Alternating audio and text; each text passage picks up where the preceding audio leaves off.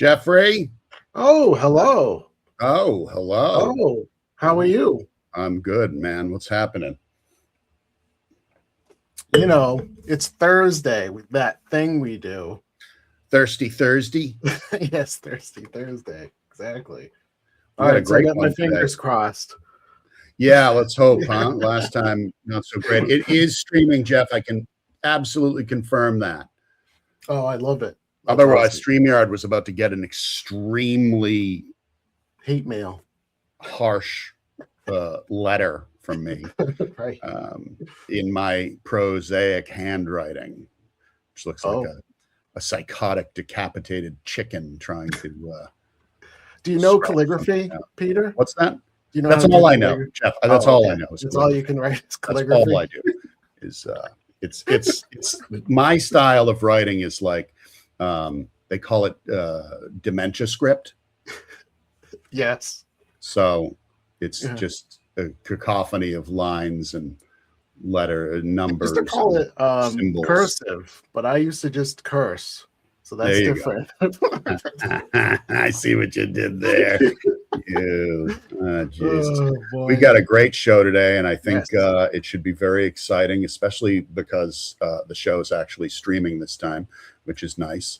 I've already seen we've got Russ in the house. Rock on, gents. Great show. Well, that's you, Jeff. Hello, peeps. Yes, I know that's me. We have it's all happening. We've got our guest is he of the black glove. We'll bring him in soon. Billy Anderson the Anderson kid from up the street wants to know where's the beef. Well, it's here in a moment. I think it's at Wendy's, from what I hear. What's that? Well, where's the beef tonight? It's baked chicken, actually. So that's right. Baked chicken breast, which it all for me it always feels like sort of a punishment, like I did something. My wife's like, we're gonna bake chicken breast. I'm like, really? I do like baked thighs, though. I like thighs. No, I mean, chicken breast can be it's good. It can be done right. I mean, for sure. So the title of today's Where the Dogs of Society Howl, and welcome, is Lost in the Search Results, Clarity, Conversion, and the Digital Shelf. We had some other wacky names, but I didn't want to go too far off the rails because we're going to go off the rails in many other ways. I'm sure. Yeah, we're going to be chatting about a bunch of different things as far as like what things look like on shelf, in store, but really mainly in the digital realm in your specifically Amazon, in your Amazon shop, how things get noticed and why. We've got a great guy here who's going to be doing he's done great work. We work with him as often as we possibly can, and it's going to be a lot of fun. So Jeff, anything to add to that before we go in? No, let's dive in. Let's bring him on. We've got a new sponsor for today's show, and we'll get to that. We'll pay those bills in just a little bit. So congratulations to us for having our sponsor. So as all of you are waiting to know, of course, Eric Martindale has spent 14 years as a Marine officer. He's racked up more near-death experiences than he can count. We're going to talk about that, maybe a lot. And now he helps brands win where it actually counts, on Amazon, TikTok Shop, and of course the shelf. He's the founder of Elite Commerce Group. He is a steak, it says enthusiast. I'm going to say an aficionado. The man with the black gloves. Let's get into it and bring Mr. Eric Martindale onto the show. Hey guys. Woo. Hello, Eric. My favorite part of that introduction was when you said it was great. I'm kind of hanging. This is great, Eric Martindale. I'm running with that. I'm going to hang on to it as long as I can. Excellent. Feel free to use it. I'll invoice you once a month, every month. Branding, 33 cents a month to tap into that action. But as soon as I have 37 billion people doing it, I think I'll make money. There you go. Awesome, man. So for those that don't know you, and I don't know what rock they're living under, why don't you give us a quick back and forth dog and pony show of who you are and what you do today? Yeah, I'm Eric Martindale. I'm the founder of Elite Commerce Group, and we are a full spectrum marketplace and retail media agency. So marketplace being your e-commerce marketplaces like Amazon, TikTok Shop, Walmart.com, and then retail media would be your Instacart, Target, Roundel, Walmart Connect, any digital platform where you're driving sales in a retail store. Mm-hmm. So we're Awesome. purely e-commerce, purely digital. I love it. And at what point did you realize this was the way? Well, I actually started out, I came out of the Marine Corps and I was importing at the time. I thought I was going to be an importer, and I started out doing that. It worked, but I got caught in a contract where I had to move a certain amount of product and I couldn't do it. I turned to Amazon, and like right away, I thought this is what I want to do. So that would have been back in 2012. Yeah. And then I grew an agency out of that. Awesome. So let me ask you, when a brand lands in your lap, a good product, but sales may be a little flat, what's the first thing? What do you do when a brand comes to you? Where do you go? What's your first sort of process of looking at them and determining what to do with them? It's probably not going to be what you might think, but the first thing we do is we spreadsheet their unit economics. Very first thing. Sexy though. Yeah, spreadsheets, absolutely. There's a lot of stuff that has to happen, but a lot of times, if we're talking to a brand before we even talk money, I'll offer to do that at my expense, because I kind of want to know what I'm getting into, and I want to, if a brand doesn't have any margin, they can't afford. You have to fix that first, and sometimes I'll go back to the brand and say, look, you're actually losing money on every sale, or you have 10% margin. You thought you had 30 and you don't. So that's the first thing we do. And we'll often put some skin in the game and do that, even before we agree to anything or take a dollar. Yeah. Good. Yeah. And in terms of there's two different worlds, right? So there's the physical shelf and then places like Amazon. Yeah. Right. Where are the real differences between like winning on shelf and then winning on an Amazon product page, let's say, or a listing page? In terms of competing, they're very similar. I would say that the mechanics are different because Amazon is your retailer. If you're competing for a product in store, like let's say it's Instacart or Kroger ads, KPM ads, something like that, now it's trade spend. So you're not competing necessarily on every unit of sale. You're working an in-store account. So they're different. Amazon, that's your channel. Instacart, that's not really my channel. It's a tool to other channels. In terms of competing in digital, they're very similar. And that's why we do those two things. I would say maybe 2017, one of the brands that we still work with them, came to us and said, hey, there's this new thing called Instacart ads. Can you help us? And when brands would come in and say, can you do Meta? Can you do Google ads? I would always say, no, that's just not what we do. But nobody was doing Instacart at the time. And I said, okay, let's do it. And I very quickly realized it was really the same moving parts. You compete the same way. So we leaned into that. And we've been leaning into retail media ever since. Also, wouldn't you say that there's a different mix, let's say, if you're in a grocery store, in terms of the brands that you're next to, right? That's one thing that I always look at, because Amazon is a discovery place for myself, because I kind of know what my stores that I shop have for brands. But there's a discovery exercise that happens when you're looking for something that you usually buy at a store and you see there's alternatives there. Yeah, 100%. I think understanding that is important too. If we use the Instacart example, if you look at the way somebody shops on Instacart, they're filling a cart. They're just they're checking out with $200 worth of groceries. When you go to Amazon, you're looking for something very specific, and it's either something that it doesn't exist at your grocery store, or you want an expanded assortment. So like I like this brand called whatever it is, Spindrift, and my grocer only has 4 varieties that I beat to death. I want to go to Amazon for the other 8. Right on. Hey, Gavin, our friend Gavin here, Mr. and Mrs. Conkle's kid from around the corner, had a question. How often do you find that some of these people that come to you that have their economics backwards? I would say I remember one brand where they had it really locked down correctly.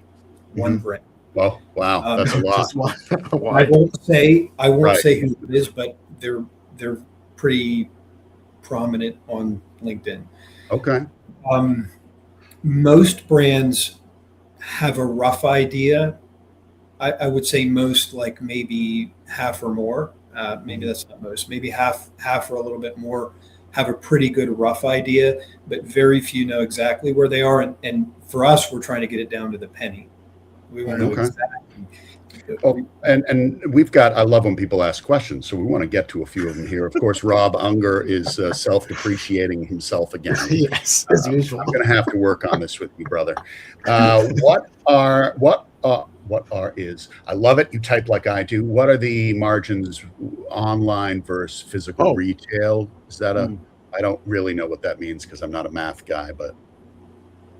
Well, I might have to ask Rob. I might have to ask you to clarify when you say what are the margins, like what are the differences in the margin, or how do you calculate those? Right. All right, figure that out, Rob, and we'll come back to you. Now I can fire a couple of thoughts out if that's okay, Peter. Yeah, please do. So with Amazon, there are a lot of factors. You have even just inbound freight when you ship to Amazon. There's not one fee. You have your freight fee. You have placement fees where they send the product around the country. So there are a lot of costs that go into that. I think I would say that retail is pretty straightforward if you remove all the chargeback stuff. If you remove, how generally your retailer has a margin, your distributor has a margin, maybe there's a broker in there or something like that. Amazon, there's just a lot more cost to quantify. Which one is better? It really depends on the product type. If you're selling like gallons of water, you're going to get crushed on Amazon because it's very, very. Yeah, I was just gonna add too. Like, I was just thinking this, like, because where you get placed on the shelf at retail, the cost is totally different, right? Depending on where you are. That's right. I was laughing at. I know, I saw that too. But on Amazon, you're I'm sure you can pay for more premium spots and things like that, but it must be less expensive than trying to get like the perfect spot on a shelf in retail. Oh, that's a good question. So like in retail, let's take eye level shelf, or maybe like an end cap or something like that. On Amazon, it's ad space is how you get there. Yeah, it'd be very expensive. Now the difference is on Amazon, if I walk into a Sprouts, there's one shelf. Right? It is what it is. I'm either on that shelf or I'm somewhere else. Maybe I have 2 spots in that store. Maybe I'm on the shelf of the end cap. With Amazon, shelf looks different for every single word that pertains to my product. So if I'm Spindrift and I'm in one place for water, and I might not be even competing for water. I'm in another place for carbonated water. I'm in another place for flavored. I see what you're saying. Or whatever.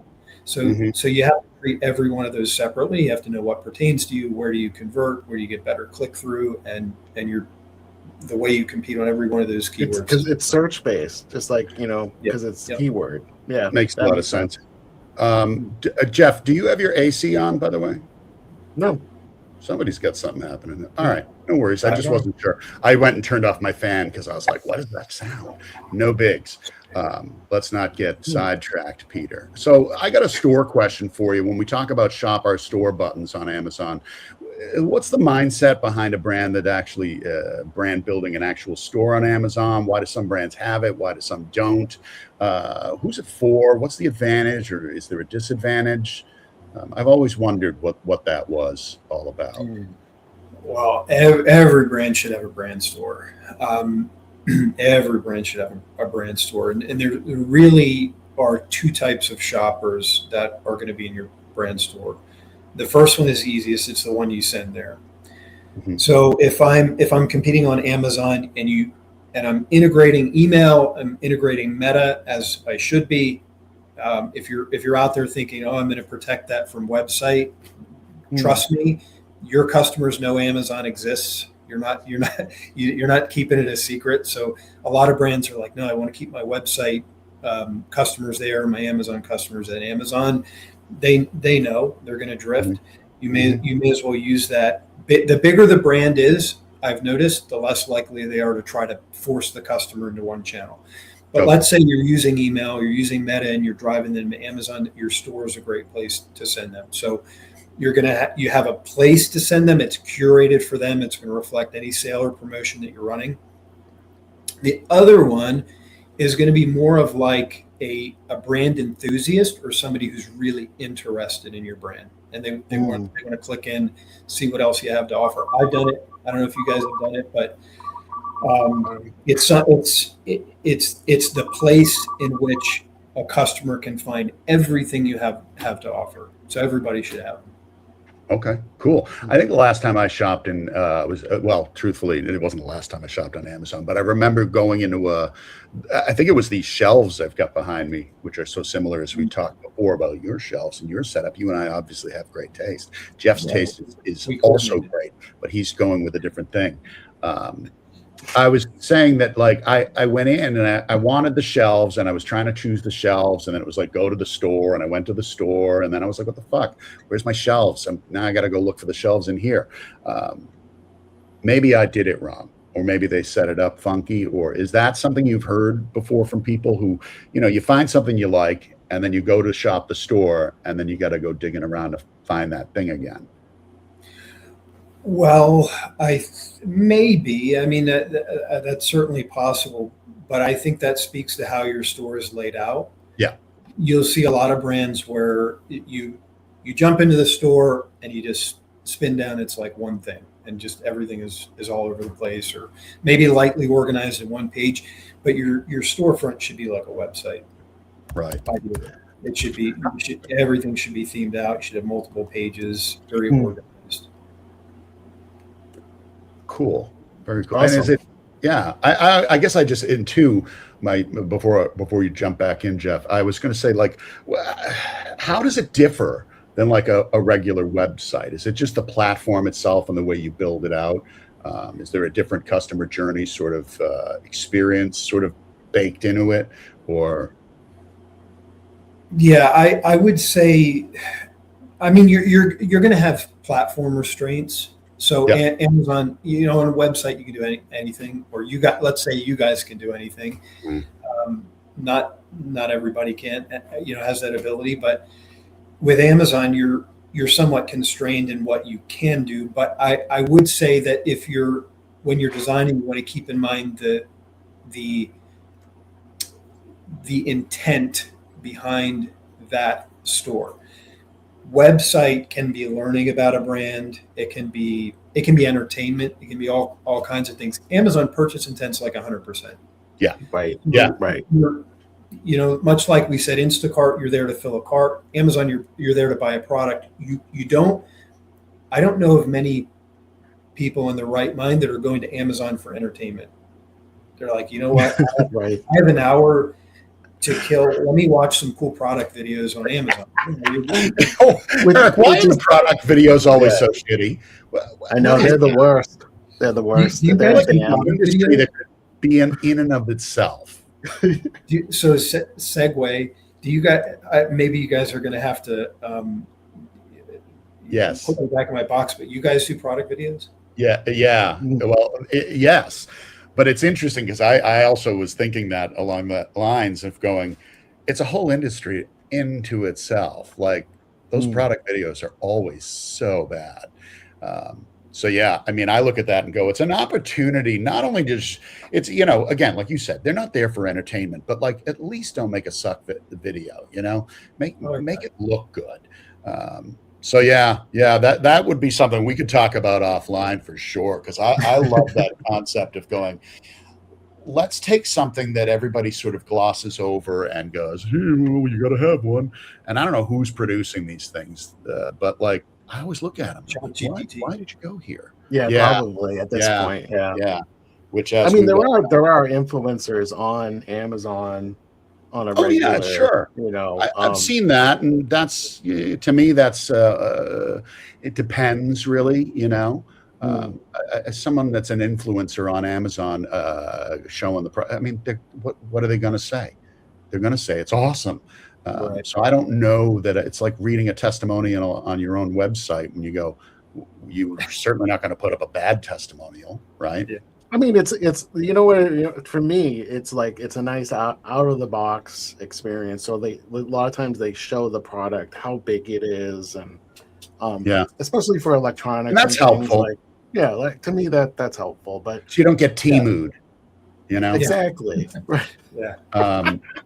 Which again, I also I'm a little cross, if you will, with sometimes Amazon has now. I've seen that Amazon has kind of maybe because of Temu has opened up sort of almost like a lane of garbage products that you can get like on Temu for a similar price. But it's frustrating because I go, actually it's more so for me, Eric, where I'd go, I know at least if I buy it off Amazon, I don't have to play 1,000 spin the wheel games, and I'm not getting a bazillion texts that ask me if I want to collect my new gift boxes. I'm just like, just give me I just want to buy this little piece of shit and have it delivered. Amazon makes that so much easier. Yes. Yeah. It's a better experience. That's true. Tell me, like, what shopper behavior surprises you? Something that Amazon trained buyers, let's say, expect that, then went into like another channel or something. It's some behavior that they do online that has developed elsewhere. Boy, I might have to ask you to clarify that. So behavior that occurs on Amazon where it materializes elsewhere, is that it becomes and this is what I've always loved about Amazon is that they tend to be at the forefront of a lot of things and so, like on a basic level, like product reviews. Mm-hmm. Like that's where it came from. It came from Amazon's. Yeah, they created the algorithm that would do it and self-manage it and all that stuff. But it's now become a behavior that everybody does it. Everybody does it because of them. Is there something else that is part of that Amazon experience that you see now everywhere else? I mean, every time a new platform launches, and let me qualify this by saying, because we're in retail media, we work on I think it's 23 platforms now. So Ahold has a platform. A lot of people don't know that's called Ahold Edge. It's like Walmart Connect for Ahold. Publix has a new platform now that's terrible. A lot of those, I don't want to say every one of them, but a lot of them will either directly mirror Amazon or just there will be elements of Amazon where you see it in there and you're like, oh my God. That might not be in the front end for the user, but a lot of the way that the ads are structured, and ads are, I mean, Google, of course, had ads before Amazon, but sure, Amazon was like the retailer that made them popular for other retailers. Everybody's chasing the goat now. Everybody's chasing Amazon because Amazon will tell you in their financials, how much they're making off of they're selling vapor, which is Sure. nuts. So now you have Walmart. Now Walmart is telling you in their financials how much they're making off of selling vapor. So you see a lot of retailers. I don't know if that's customer behavior, but I think that just the world of retail is chasing Amazon. Okay. Hey, we also have another great question here Oh, yeah. from Conkle. And this one is all about, let's see, the differences from Amazon to TikTok Shop to DTC and other e-com platforms for brands that are all in on DTC. For those that are getting into retail from DTC, do you see a lot of them rush in too fast? So what are the differences from Amazon to TikTok Shop to DTC and other e-com platforms? You know what I mean? Do you guys pay Gavin for these questions? We do. He is dialed in, and I keep telling him, get your own damn show. I know, like why doesn't he just get his own show? And I want to give a shout out to Gavin and Wade Yenny, by the Yes. way. They do have their own show. They do. CBD Vibes. It's on Fridays at 3 p.m. Somehow these mother lovers lock down the prime 3 p.m. Friday spot. But and if you're around, you got to be tuning into that thing too. So, Absolutely. What are the differences, in your opinion, Eric, between Amazon to DTC, TikTok, and DTC, as far as brands getting going all in on those? All right. There's a couple questions in there, and I think Gavin knows at least some of the answer to these. But I'll start out by saying what is the difference depends on the type of product. If I sell little bags of sunflower seeds, I'm hoping a brand name comes to mind. TikTok Shop is great. If I sell cases of water, TikTok Shop is a really, really bloody game. Because it really depends on the shipping economics. We just talked about unit economics, and I'll take a subset of that, which I'll call shipping economics. With Amazon FBA, I can fill a trailer, I can send it to Amazon for $1,500, and then Amazon sends it around the country, and then Amazon ships it to the customer at their deeply, deeply discounted usurious rates. Now, TikTok Shop, you have some options there. In Shopify, you don't have many great options. You're going to ship that case of water across the country, and it's going to cost you $40. Yeah. Right. Yeah. If you're shipping sunflower seeds, you can do it for really, really cheap. You can put it in a little mailer, and you're Gucci. So what you use really to start out, what you lean on first really depends. Supplement brands do great with D2C. They do phenomenally well. You look at Grooms and Javi Coffee and Fabula Coffee. They're not supplement brands, but they're brands where they're selling something for $30, $40 a unit, and they've got these crazy unit margins. Ship it through the mail. Go for it. Right. And spend a bunch on Meta, which is really expensive. If you're selling ketchup, you should look at Amazon first, almost certainly, unless you have this ketchup gives you massages or something like that. If it's not a super unique item, Right. Amazon is going to correct your unit economics where Shopify can't. Now, retail, I love that half of the question, because this is where any one of those three is going to help us be successful out in retail, because customers have already seen our product. For one, we've built awareness. Now, if I go back to just meta advertising, pure meta advertising, I can build awareness that way, right? Mm-hmm. Absolutely I can. You've seen my product 50 times. I can also build that awareness through TikTok Shop or through Amazon, where my awareness comes with a whole bunch of revenue. Mm-hmm. Yeah. You look at brands like, I don't want to speak for Will, but if you look at IQ Bar, look at the volume they did on Amazon, and they just walked through retail. Right. Right. And I don't want to take away the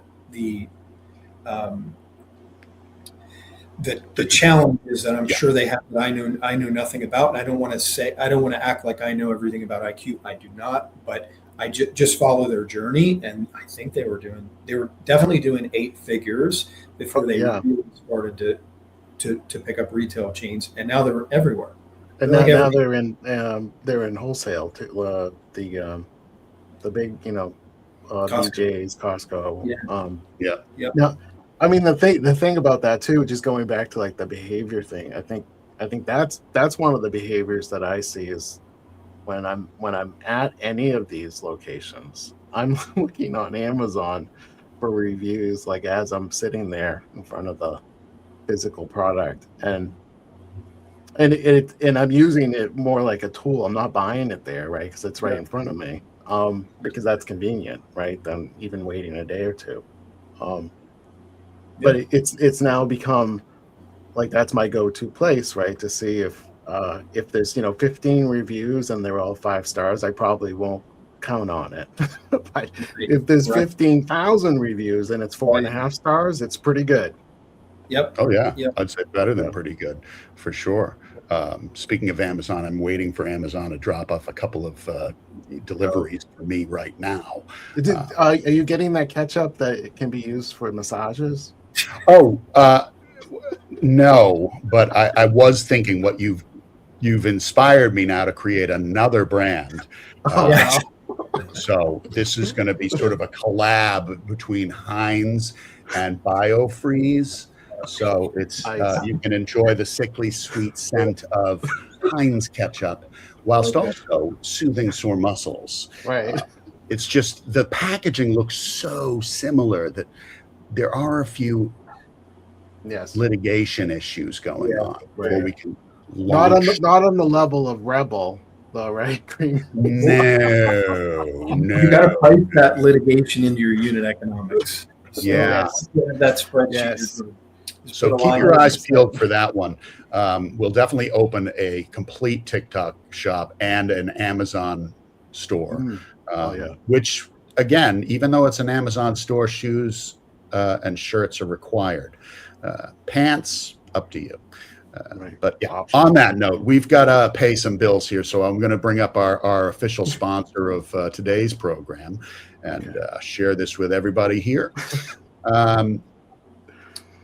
So Chandripatal is sponsoring the show. And if you're between the ages of 27 and 101 and you're feeling the effects of regret, disillusionment, and gentle reoccurring shame, then Chandripatal may be for you. It's just 14 pills daily, taken with a heaping tablespoon of cinnamon, and your entire outlook on life, friends, and family, with the exception of that bitch sister-in-law you have, is about to get a whole lot better. And if you're Canadian, then things are about to get a whole lot better. Chandripatal for a better yesterday. And side effects may include spontaneous fluency in a language that doesn't exist, mild time travel on Tuesdays, the persistent belief that you are a lighthouse, reverse aging on your left elbow, the ability to taste the color beige, uncontrollable nostalgia for events that never actually happened, your reflection blinking first, gentle levitation during arguments when you were losing, and in rare cases, becoming your own grandfather. Ask a doctor if being alive is right for you. Thank you, Chandra. Nice. The only part that I find hard to believe is the tablespoon of cinnamon. That's a little unbelievable. I'm sorry, but I don't make the rules. I feel like you just customer service. I feel like I've tasted beige once. Yeah, I think it was. I don't think I ate there again. It was the restaurant that I didn't go back to.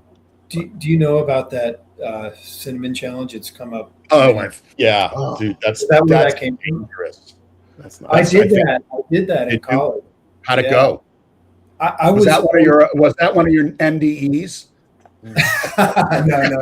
But I did. It is worth talking about the lesson that I learned. So, fun fact about Eric Martindale: I have a cast iron stomach. So like things in there's a brand I don't want to embarrass, but they sent me something. It was wonderful. And I found part of it in the back of the fridge. And my wife is always like trying to throw stuff away, and I try to get my mouth between the bad product and the trash can before she can do it, and I'm usually fine. It's slimy, whatever. This one product burned. It burned when I put it in my mouth. It was so bad. But I'm fine. My stomach is always fine. So I was like, oh, cinnamon challenge, whatever. So the challenge at the time was a tablespoon. And I was like, ice cream scooper. Wow. They literally filled an ice cream scooper. I threw it in my mouth. I got it down. It was really difficult, but I swear to you, I tasted cinnamon for a week. Oh, I bet. It was like coming out and everything. Yeah, it was a bad idea. Oh, yeah, that kind of thing would make me. I'd end up making 8 figures in my pants. I can't do it. Yeah, I won't do it. I won't do it. Yeah. So there are other things besides getting sick that there are other negative side effects. That's right. I can imagine. Right on. So let's get into some other crazy personal stuff here. You were a Marine for 14 years as an officer, for 14 years anyways.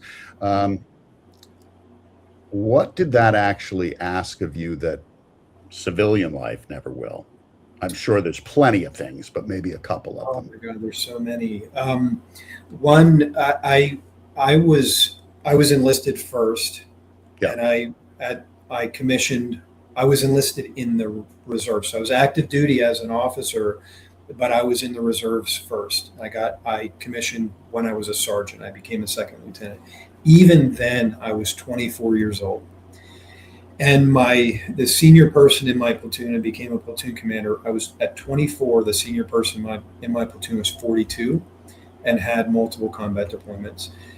And this was in the beginning of OIF. I mean, I deployed in 2004 to Iraq, but he had been in 2003. He had been in Desert Storm. He had been in, God, I can't remember. It's been so many years, but another small, conflict we didn't talk about. So I just having to be in charge of people that are much more experienced, that is very unique to the military. I mean, you can encounter it in the civilian world, but it's very common in that community.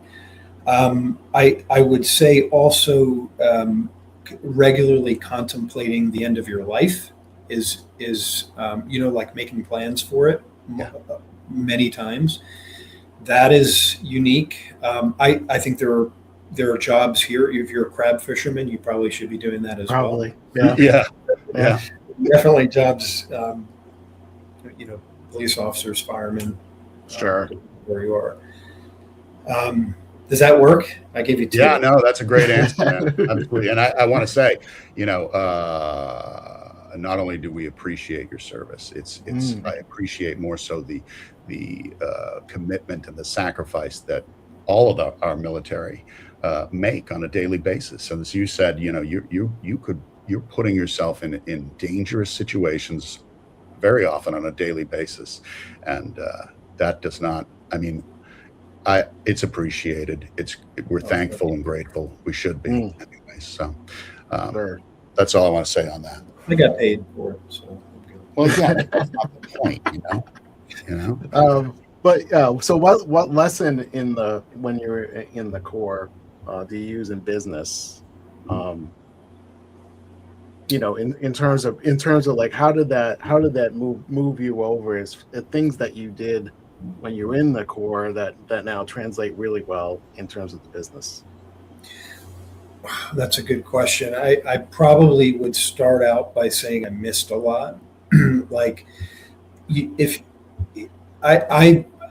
I want to speak to my experience, that's what I got. So it's not like I think it's more relevant, because I think in some cases it's not. It's much less relevant.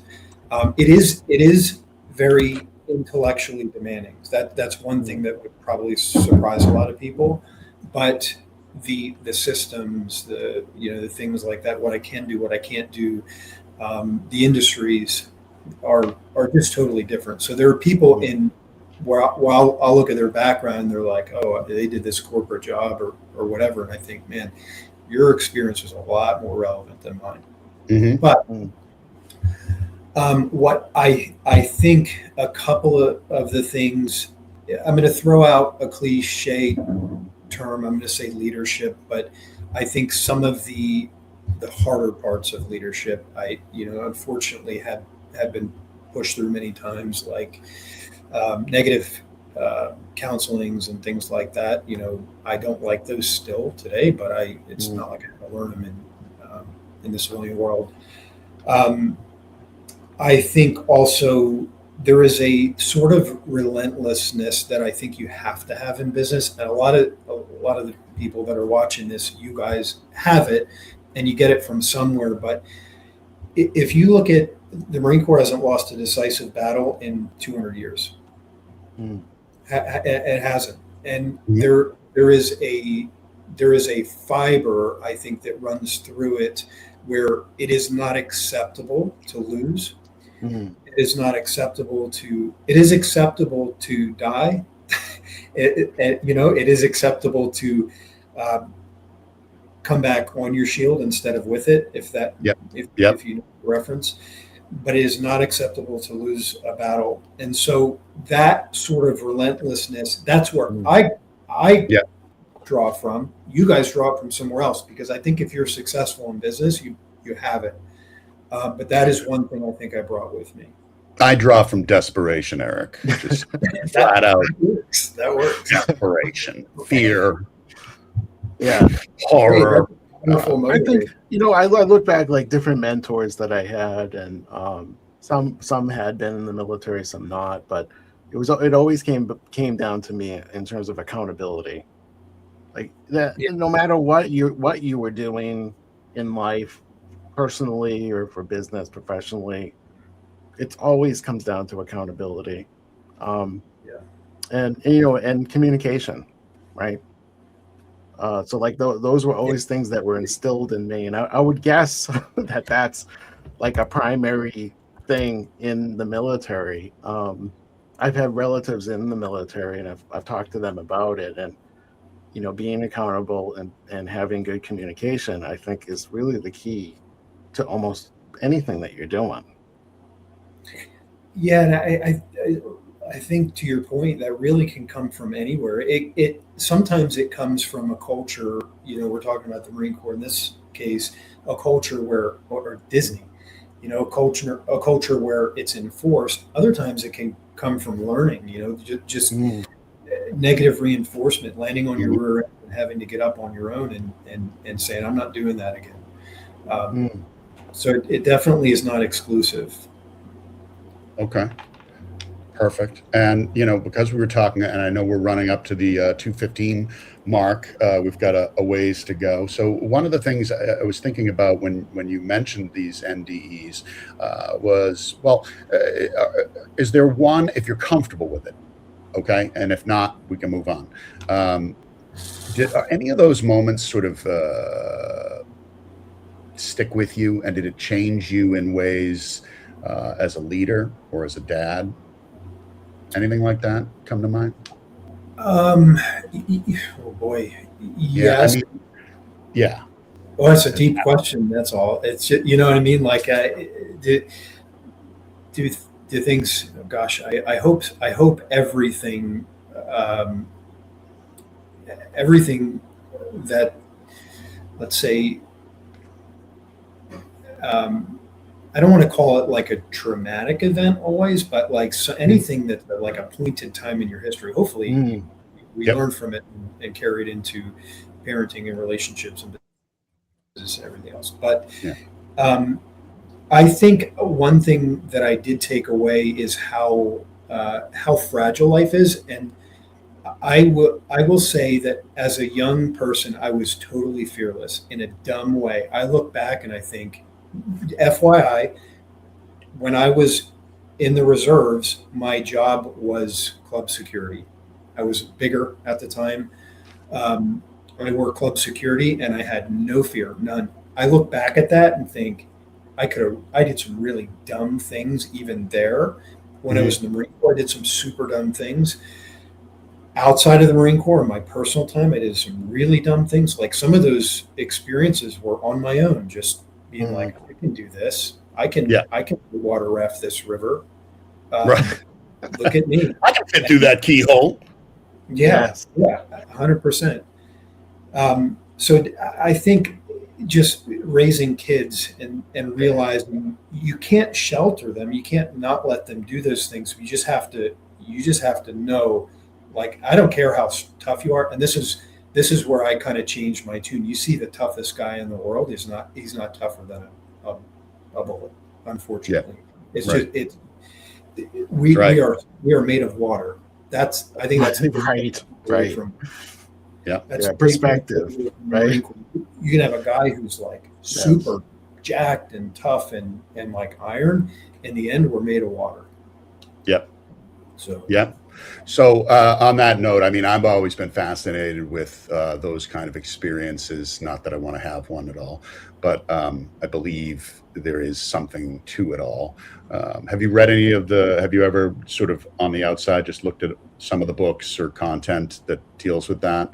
Well, with NDE, I was thinking specifically, like, there's a book called Journey of the Soul, which is fascinating. And there's another one by a guy named, well, I forget who the writer is. It's called One Mind, Many Masters, I think. It's unbelievable. And there's another one by a guy named Eben. He's a doctor, a neurosurgeon. His book is called Proof of Heaven. Highly recommend anyone that's interested in that sort of stuff to take a look at those books. And as far as, like, it's a very different experience, and I've been learning a lot more about it now. I don't want to have an NDE personally, but I am interested in an OOB, out of body experience. Have you ever heard of Robert Monroe and people doing that? Because I know you're kind of, you have this ethereal side to you. At least I get that impression. So have you heard of Robert Monroe before? No, but now, is that more on the spiritual side or like the acid? No, it's neither. It's neither. It's not it's not an MK Ultra trick question. Wormwood. Yes. Wormwood. So I was going to say, Robert Monroe is someone I learned about a while ago. He started an institute back in maybe the 60s. I don't know. I could be wrong, but it still exists today. And he's one of those pioneers in the study of meditation. And, as goopy as it sounds, like astral travel, if you will, or out of body experience. Yes. It's really an interesting subset of people. It's very different than what we would be talking about in terms of a near-death experience. But I was just curious. That's one of those things. It definitely sounds very woo, but it's a consciousness research institute.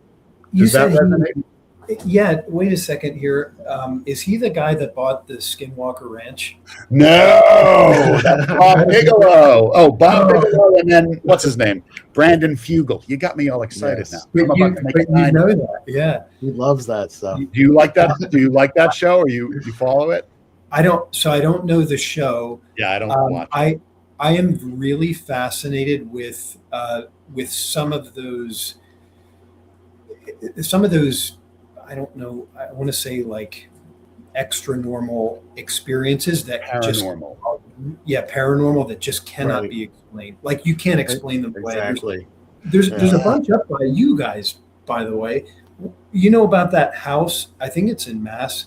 When I say up by you guys. Yeah. Yes. That house. It was like an old Victorian mansion with the doll. Do you know about that? Oh, yes, I do know about that. Yeah. In fact, they're moving that doll. No, they are. Yeah. Is it going on tour? Yeah. Is it like a Taylor Swift type of thing with the tour? I don't think it's going to be that kind of tour. For your listeners, can you can tell what it is? No, tell. You tell. So there's a house it is in Mass, right? I'm not wrong. I think so, yeah. I think it's in a museum in Connecticut, maybe. It was the last time I heard, but it's similar area. Similar area. You guys are all the same. New England, it's all one thing. We're all a bunch of pilgrims here.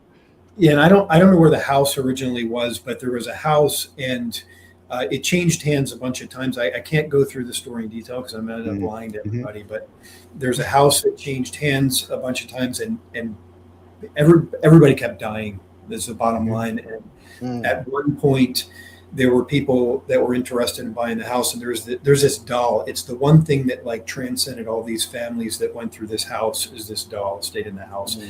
and it was like everybody was um, was cursed.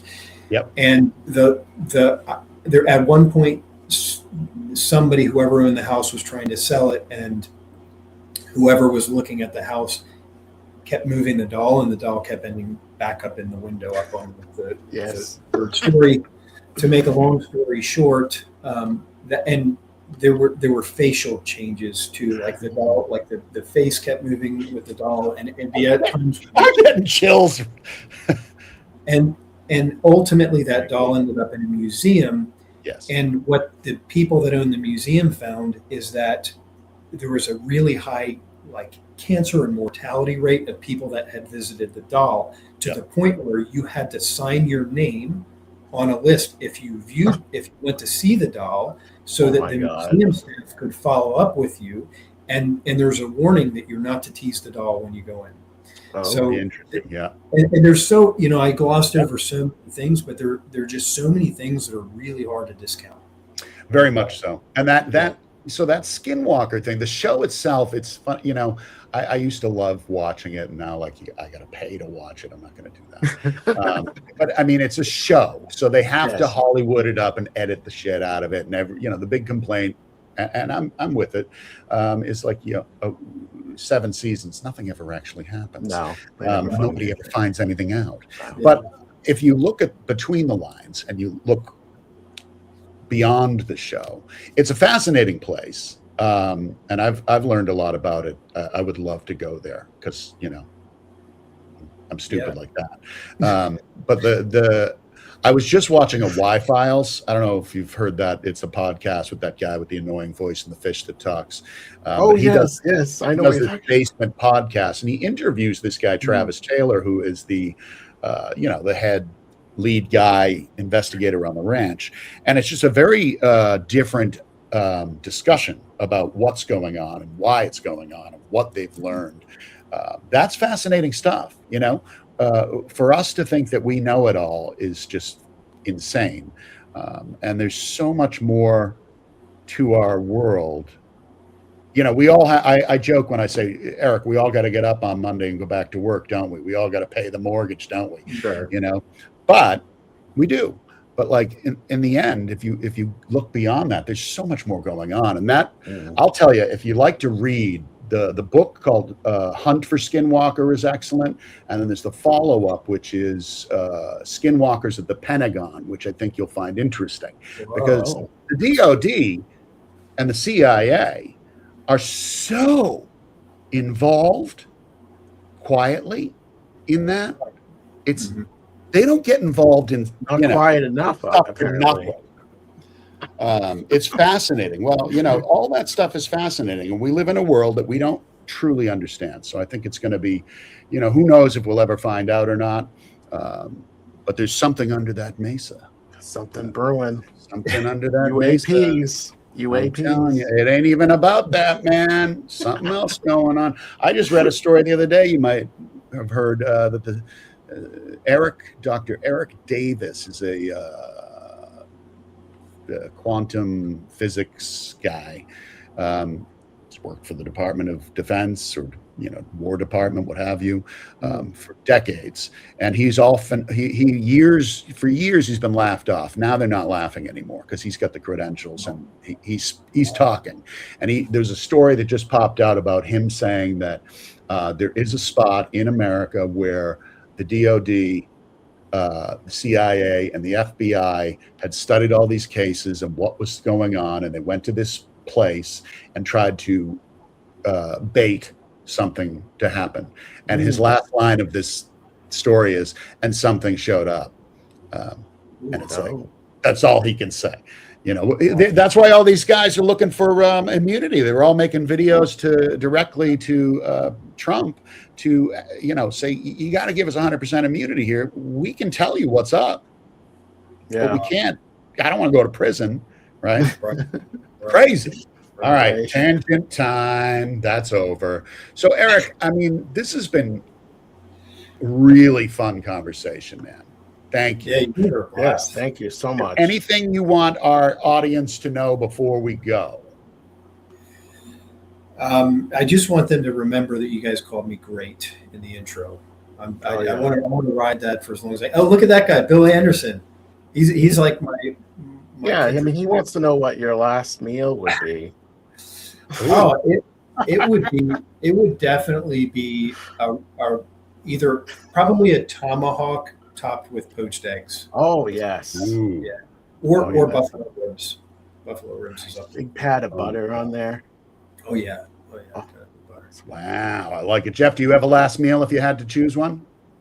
Believe it or not, one of my favorite meats is lamb. I think it would be a leg of lamb. That's a good.